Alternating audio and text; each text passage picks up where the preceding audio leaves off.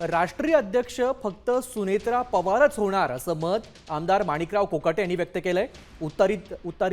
उत्तराधिकारी ह्या सुनेत्रा पवारच असतील असं देखील त्यांनी म्हटलंय। विलीनीकरणाचा प्रश्न हा कौटुंबिक असल्याचं मत देखील आमदार कोकाटे यांनी व्यक्त केलंय। सुनेत्रा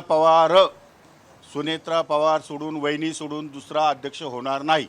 तुम्ही सह्या वगैरे केलेल्या आहेत का? काही सह्या करो किंवा ना करो, आमची युनॅनिमसली सर्व पक्षाच्या लोकांचा निर्णय झालेला आहे की उत्तराधिकारी सुनेत्रा वहिनी असतील, सुनेत्रा पवार असतील आणि त्या राष्ट्रीय अध्यक्ष असतील, त्या उपमुख्यमंत्री असतील, त्या विधिमंडळ पक्षाच्या नेत्या असतील आणि राष्ट्रवादी काँग्रेस पक्षाच्या सर्व सुनेत्रा पवार वहिनीच असतील, यात शंका नाही।